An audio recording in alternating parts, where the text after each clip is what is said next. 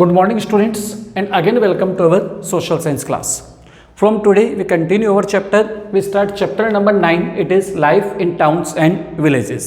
बेटा जो भी आपका सिलेबस है जो आपके एनुअल एग्जाम के अंदर आएगा, जो अब तक ऑनलाइन में कंप्लीट करा चुका हूँ, उसके अगर कोई चैप्टर्स रिमेनिंग है तो उसके वीडियो आपको कंटिन्यू आएंगे और हम उसको पूरा कंप्लीट करेंगे, even exercises also. So let's start our chapter number 9, life in towns and villages, vital towns and thriving villages from 600 BC to 300 AD. In this chapter we study about life in the village, life in the cities, literacy sources, archaeological sources, coins, accounts of foreign travelers, cities of different kinds, and the last and their functions. We study all these in today's class. This period saw great many development both in the rural and urban life of the people in India from 600 BC to 300 AD. Life in the villages, although there was no dearth of urban center, coastal town, capital and religious center in India during the early phase of the Indian history 600 BC to 300 AD. पहले के अंदर हमारे पास ये सब available थे. This country has always been predominantly a land of village and still is maintains its rural trait. अगर हम India की बात करें तो इंडिया को बोला जाता है कंट्री ऑफ द विलेजेस. और हम महात्मा गांधी भी कहते थे कि इंडिया की अगर बात करते हैं तो भारत गांव में बसता है. India lives in villages. Agricultural expansion. Our first topic is agricultural expansion. With the invention of new tools and implements, more and more lands are brought under cultivation, which led to agricultural intensification. A scholar holds the view that about 3000 years ago, the iron began to be abundantly used in India, and iron axes and iron plugs were in common used for clearing forest and increasing agricultural production. जैसे हम बात करते हैं आज से लगभग 3000 साल पहले इंडिया में एग्रीकल्चर ज़्यादा से ज़्यादा होने लगा और इवन इसके लिए जो फार्मर्स हैं उस समय के वो बहुत ज़्यादा क्वांटिटी में आयरन को यूज में लेने लगे. उस आयरन के हेल्प से उन्होंने डिफरेंट टाइप्स के टूल्स बनाए, जंगलों को साफ करा, प्लग खेती के सामान उन्होंने बनाया, हल वगैरह बनाया और जिससे उन्होंने एग्रीकल्चर को स्टार्ट किया. The development of irrigation work like canals, wells, tanks etcetera. और इन्होंने इरीगेशन के जो बोल सकते हो साधन होते हैं जहाँ से फार्मर्स को अपनी फसल के लिए पानी मिलता है, जैसे कि कैनाल्स, वेल्स, टैंक्स, उन सबको डेवलप करा. Coupled with the new system of transplantation further led to the increase in agricultural production. All this led to flourishing village without the support of which kings and kingdom could hardly survive. ये बता रहा है इन सबसे village को बहुत अच्छा support मिला और हमारे विलेज फ्लोरिश हुए, उनमें निखार आया और वो आगे बढ़े. Even without the support of which kings and kingdom could hardly survive. Next we study who lived in villages. अब villages में कौन रहते थे? Naturally the agricultural classes formed the major part of the village population. They included landowners, the plugmen and the landless laborer, including slaves who were known by different names in the southern and northern part of the country. हम village की बात करें तो landless labour, farmer, slave जिसको बोलते हैं दास या गुलाम, वो सब भी कहाँ पर रहते थे? गांव में रहते थे. The largest land owner in the village was named at gram bhojak in north part of the country and Vellalar in the southern part of the country, particular in Tamil Nadu. जो गांव का लीडर होता था उसको क्या बोलते थे? ग्राम भोजक. ग्रामा भोजक का बोला जाता था नॉर्थ पार्ट में, और जो हमारा साउथ इंडिया स्पेशली तमिलनाडु के अंदर वेलेलर नाम से उसको बोला जाता था. The king often assigned him the duty of collecting the land revenue. और जो राजा उस समय क्या करते थे? लैंड रेवेन्यू मतलब भूमि पर जो कर लगता था, टैक्स लगता था, उसको कलेक्ट करने की जिम्मेदारी उसको दी जाती थी. He was all in his villages himself a policeman and himself a जज. मतलब एक तरह से विलेज में सारी पावर उसके पास से, पुलिसमैन भी वही था, जज भी वही था. ए विलेज समिति was appointed for this help. और उसकी हेल्प के लिए विलेज समिति को अपॉइंट किया गया था. There was also many craft person in the village like the blacksmith, potters, weavers, carpenters, etc. और उसके बहुत सारे लोग क्राफ्ट पर्सन गांव में रहते हैं, बोल सकते हैं. ब्लैकस्मिथ लुहार बोलते हो, पोटर्स मिट्टी का काम करने वाले, वीवर्स बुनाई करने वाले, कारपेंटर खाती बढ़ई, all these also live in the villages. The people in the village fully cooperate with each other and live in peace. सब लोग एक दूसरे से कोऑपरेट करते थे और शांति के साथ रहते थे. They discussed their affair in the open. They cooperate with one another to build road, park and public places. अगर उनको किसी से कोई प्रॉब्लम है, कोई अफेयर है, ओपनली बात करते थे, सड़कें बनाते थे, पार्क बनाते, सब मिलके एक दूसरे से रहते थे. Village were linked with one another by road and waterways, जो डिफरेंट विलेज आपस में कनेक्टेड थे, कैसे? With the help of road, सड़क बना रखी थी, वाटरवेज, इवन बोल सकते हो रिवर्स, नदी या कैनाल के द्वारा। Corn, cotton, sugar cane, fruit and vegetables were grown, forced labour was not known at all. Different types के शुगर केन, फ्रूट, वेजिटेबल्स का प्रोडक्शन होता है, इवन उसमें फोर्स लेबर नहीं थी, मतलब हिंदी बोलते हैं उसको बंधुआ मजदूर, कि किसी आदमी से जबरदस्ती काम कराना, ये चीज़ उस समय नहीं थी। Now we discuss life in the cities. अब हम बात करते हैं सिटीज़ की। During this period many towns and cities also flourished. According to historian this period saw the second urbanisation. जो फर्स्ट अर्बनाइजेशन कौन सा था? हड़प्पन का। और ये क्या कहलाएगा हमारे लिए? Second civilisation. फर्स्ट सिविलाइजेशन आपने पढ़ा है Indus valley civilisation. The second urbanisation, the first urbanisation in India began during the Harappan period. It came to end with the advent of the Aryan in 1500 BC. Being the rural folk, the Aryan destroyed the Harappan towns one by one, which remained extinct during the next 1000 years. जो हमने पढ़ा है चीज़ हमने कि किस तरह से जो हमारा इंडस वैली सिविलाइजेशन है फ्लोरिश हुआ, डेवलप हुआ, उसके बाद आर्यंस आए, उन्होंने किस तरीके से उसको डिस्ट्रॉय किया। We again hear to new towns and cities during the age of Buddha in the 6th century BC. हमने और पढ़ा है लॉर्ड बुद्धा और लॉर्ड महावीरा के टाइम पे किस तरह से नए सिटीज़, नए टाउन्स डेवलप हुए। That is why the period from the 6th century BC to the 4th century BC or the age of Buddha is known as the second urbanization in India. ये आपको याद रखना है, जो Lord Buddha का time period था उसको क्या बोला जाता है? Second urbanisation in India. Towns like Kaushambi, Shravasti, Ayodhya, Kapilavastu, Vaishali, Rajgir, Pataliputra etcetera flourish during this period. ये उस समय के सबसे प्रसिद्ध, सबसे इंपॉर्टेंट सिटीज थी। Finding out about ancient towns and cities. अब एनिशियंट टाउन्स और सिटीज के हमारे को कैसे नॉलेज मिली, उसकी कैसे इंफॉर्मेशन मिली, हमने कैसे जाना उनके बारे में। No doubt these ancient towns and cities existed long ago, about 2500 to 3000 year ago. काफ़ी पुरानी, लगभग 2,500 से 3,000 साल पुरानी सिटीज है ये। A general question come in our mind, how do we are able to get knowledge about these towns and cities. Natural सी बात है, एक क्वेश्चन हमारे माइंड के अंदर आएगा कि हमें कैसे पता चला कि इतनी पुरानी सिटीज़ है, वहाँ पर थी, वहाँ पर लोग ऐसे रहते थे, काम करते थे। हम देखते हैं उसके लिए हमारे पास क्या सोर्सेज है। लकीली डिफरेंट हिस्टोरिकल सोर्सेज, बहुत literacy sources and archaeological sources along with recorded accounts of some foreign travellers come to our help. अब इसके लिए हमारे को उस समय के जो आर्कियोलॉजिकल सोर्सेज हैं, लिटरेसी सोर्सेज हैं, जो फॉरेन ट्रेवलर उस समय आते हैं, हमने पढ़ा था मैगजीन्स की इंडिका के बारे में, तो उन्होंने सबके बारे में हमारे को जो इन्फॉर्मेशन दिया, जो लिखा, उससे हमारे को नॉलेज मिलती है। हम सबसे पहले बात करते हैं literacy sources. Among the literacy sources the Buddhist literacy words like the जक्ता and the Tripitak as well as the Sangam literacy come to our help. इसके लिए हमारे लिए दो चीज़ बहुत इंपॉर्टेंट है, एक तो संगम लिटरेसी और दूसरा बोल सकते हो द त्रिपिटिक्स और इवन द जक्ता which are relates with the Buddha religion. From the stories of episodes given in their books help the historian to form an idea of the social and economic conditions of the people of those days, but they also get a lot of information about the different towns and cities and their relations with the surrounding villages.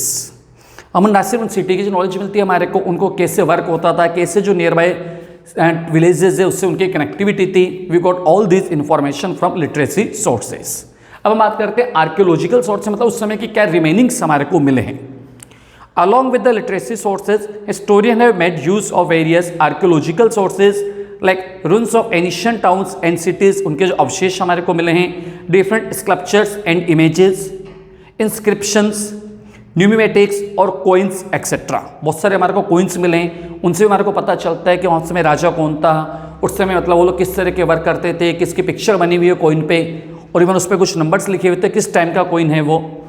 The sculpture and statue cast in stone and metal not only throw a good deal of light on the art of the period but also help us a lot in the forming an idea and social and economic life of the people, particularly the link between the city and the village dwellers। अभी बता रहा है हमारे को उस समय के जो स्टेचूज हमारे को मिले हैं, जो स्टोन में या मेटल के अंदर बने हुए थे, जो हमारे लिए बहुत इंपॉर्टेंट है। इससे हमारे को न हमारे को उस समय के लोगों की लाइफ, उनकी वर्किंग, उनके जो बोल सकते हो कल्चरल लाइफ थी, सोशल लाइफ थी, उनकी रिलीजियस लाइफ थी, उन सब के बारे में हमारे को इन्फॉर्मेशन मिलती है।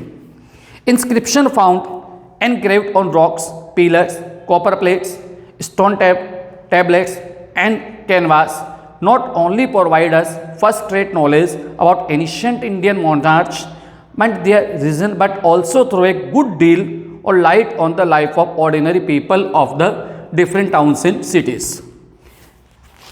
In this connection, Ashoka's inscription in Allahabad pillar, inscription of Harisena, and inscription engraved on the iron pillar of Chandra, it means Chandragupta II of Mehroli in Delhi, deserve A special mention. अब इसके अंदर जो हमारे को different types के हम बोल सकते हैं जो पिलर्स मिले हैं, उसके अंदर इलाहाबाद पिलर है जो कि अशोका के टाइम का है, हरिसेना का है, और इवन आप बोल सकते हैं चंद्रगुप्त मौर्य का महरौली जो नियर बाय दिल्ली है सबसे इंपॉर्टेंट है। Sorry, this inscription supplement what we learn from literature and other sources. ये हमारे लिए एक सप्लीमेंट्री का काम करता है, हम इसको लिटरेसी सोर्सेज से ऐड करके अच्छी नॉलेज गेन कर सकते हैं about our ancient time period. Next, जैसे मैं आपसे बात कर रहा था, इट्स कॉइन्स। उस समय क्या कॉइन्स, क्या सिक्के प्रचलन में थे जिससे कि हमारे को वहाँ की इन्फॉर्मेशन मिलती है। अभी आप लोग जैसे कॉइन्स कहाँ मिलता है, कई बार आप देखते हो कॉइन्स के पीछे अलग अलग पिक्चर्स बनी होती है, तो हमारे को आज की जो कल्चर लाइफ है हमारी उसको रिप्रेजेंट कर रहे हैं। इसी तरीके से उस समय के जो कॉइन्स हैं वो वहाँ की जो लाइफ थी उसको रिप्रेजेंट कर रहे थे।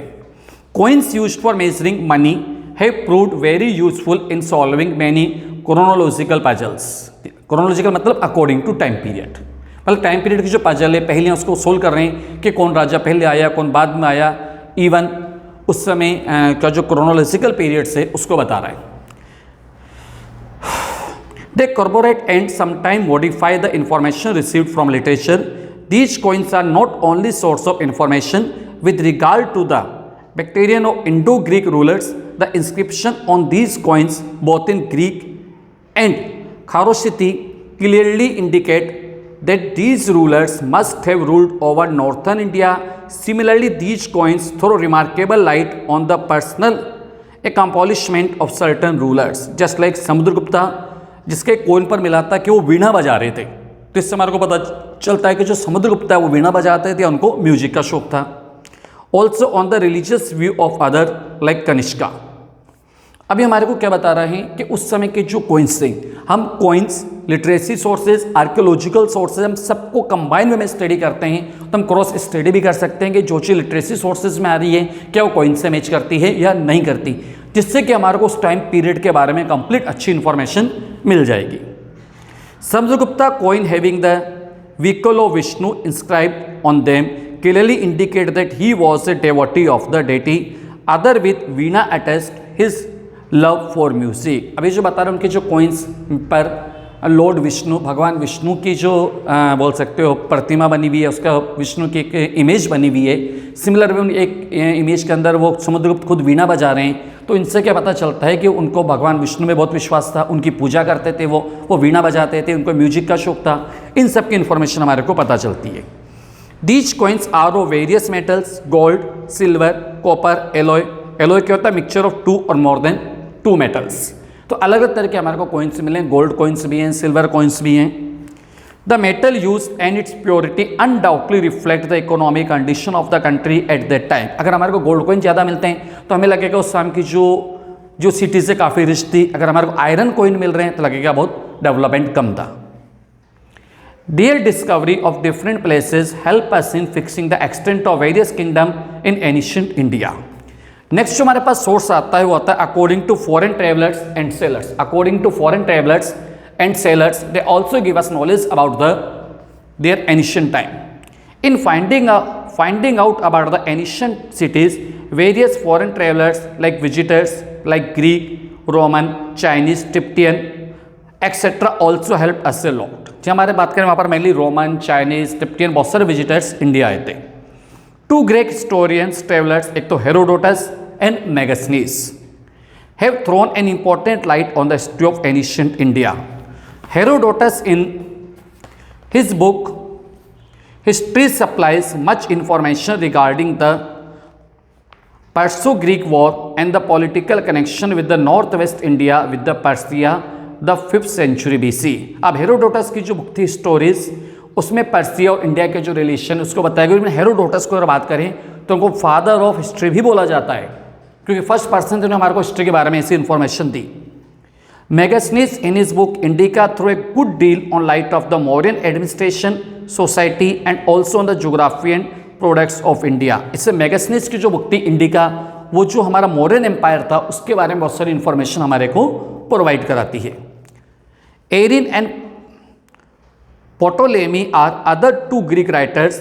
The former give a detailed description of Alexander invention on the evidence of Alexander admiral Nearchus and the later of geography furnished geographical information और great interest। इसी तरह से दो ऑथर के बारे में बता रहा है, एरियन और पेटोलेमी, जिन्होंने की जो अलेक्जेंडर इन्वेंशन होता है, अलेक्जेंडर ने इंडिया पर आक्रमण करा था, अटैक करा था, उसके बारे में इंफॉर्मेशन ये दे रहे हैं। Similarly the Chinese पिलग्रम specially Fa-Hien, ये कब आया था 399 से 400 AD एंड हेनसांग 629 से 645 AD and the Itsing 673 से 95 AD who visited this country in search of knowledge and Buddhist literature have the left valuable accounts for the religious, social and political condition of India। इस तरह से Fa-Hien, Hiuen Tsang, Itsing, इन सब ने भी India visit करी थी India से knowledge लेने के लिए। तो हम एक चीज़ समझ सकते हैं उस समय नॉलेजेबल वे के अंदर इंडिया कितना रिच था कि पूरे वर्ल्ड से जो हिस्टोरियंस हैं, जो स्कॉलर्स थे, वो इंडिया आते थे नॉलेज बढ़ाने के लिए। Fine description about Patliputra and Gupta administration and Hansang account on the political, religious and social condition of India towards the middle of the 7th century AD have proved very useful to us in reconstructing the history of India from 400 to 700 BC। अगर हम बात करें फाइयान ने जो information दी है हमारे को उस समय के गुप्ता एडमिनिस्ट्रेशन के बारे में, तो उससे हमारे को बहुत अच्छी इन्फॉर्मेशन मिलती है about 400 to 700 AD। Tibetan historian Taranat in his history of Buddhism gave us very important information which we can profitably consult। Next हम बात करते हैं cities of different kinds and many functions. अब अलग अलग सिटी किस तरह की थी, उसके क्या फंक्शंस थे। As already said there were many cities and towns flourishing between 6th century BC to 4th century AD। हम पहले बात कर चुके हैं इसके बारे में। Some of most important were those of Kaushambi, Shravasti, Ayodhya, Kapilavastu, Rajgir, Pataliputra, Mathura etcetera. उस समय की सबसे इंपॉर्टेंट सिटीज थी। All these towns and cities were flourishing and had come characteristic feature of their own. बहुत अच्छे से फ्लोरिश हो रही थी, बढ़ रही थी आगे, उनके स्पेशल फीचर्स थे। The head plan layouts, regular road and streets, public drain, fortifications, temples, monasteries, elegant residence of the nobility and the royalty etc। ये हमारे को बता रहा है, बहुत सी इन्फॉर्मेशन बताता है कि जैसे किस समय रोड थे, किस तरह से रेगुलर रोड वहाँ स्ट्रेट्स बना रखी थी, ड्रेनिंग सिस्टम क्या था, टेम्पल्स क्या थे, मोनेस्ट्रीज क्या थी, जो वहाँ के रॉयल पीपल थे उनके घर कैसे थे, जो रिच पीपल थे उनके घर कैसे थे, उन सब के बारे में हमारे को इन्फॉर्मेशन मिलती है। In the beginning the towns were very small in size. शुरू में टाउन्स बहुत छोटे थे, but with the passage of time they grew in size as well as numbers। Particularly when a town become the capital of some ruler, it grew both in size and importance। जिससे अगर कोई town किसी ruler की राजधानी बन जाता है, उसके कैपिटल बन जाता है, तो उसके सारे ऑफिसेज वगैरह वहाँ पर आते हैं और रैपिडली डेवलप होता है। जैसे हम प्रेजेंटली बात करें जो हमारा स्टेट था आंध्र प्रदेश, को दो पार्ट में डिवाइड हुआ। पहले उनकी कैपिटल थी हैदराबाद, और वो किसको मिल गई जो हमारे स्टेट था आंध्र प्रदेश दो पार्ट में डिवाइड हुआ। एक तो क्या हमारा हमारे लिए एक कैपिटल किसको मिल गई, वो जो उनका डिवाइड हुआ तेलंगाना में चली गई, और हैदराबाद के लिए अब नया कैपिटल डेवलप होगा तो नेचुरल सी बात है वहाँ की जो सिटीज़, अगर नई सिटीज़ डेवलप होगी तो बहुत सारे बेनिफिट्स वहाँ के लोगों को मिलेंगे। ऐसा इस समय भी बताया जा रहा है। In the beginning, the towns were very small in size, but with the passage of time, they grew in size as well as in numbers. Particularly when a town became the capital of some ruler, it grew both in size and importance. Sometime when some traders and craftsmen lived in a particular town, it soon became important as a center of that particular craft or trade। अगर किसी craft या trade को मानने वाले लोग एक ही जगह पर बहुत सारे इकट्ठे हो जाते थे, तो उस क्राफ्ट या ट्रेड की वजह से वो जगह डेवलप हो जाती थी। जैसे आज हम बोलते हैं इंडिया के अंदर Aligarh, it's famous for the lock. अगर हम बात करते हैं Agra, it's famous for the leather work. तो ऐसे कुछ टाउन्स आज भी इसी नाम से जाने जाते हैं। Some towns become popular as coastal town, while other become famous as religious centers. In the contemporary literature, we find a number of these flourishing towns. Some of the most important were Mathura, Patliputra, Ujjaini, Persistina, Bhagirathi Kacha, Tamrablitti, Shravasti, Champa, Rajgira, Ayodhya, Koshambi, Vaishali, Pava, Kushinagar, Bharuch, Kaviripatnam, Erkamedu, etc. All these towns were center of trade, craft, arts and administration. A brief description of any one of them, say Mathura, shall justify this point. अगर यहाँ पर बात करें तो एक town के बारे में डिटेल में बताया जा रहा है Mathura, and we study about the Mathura in the next class. Okay, thank you.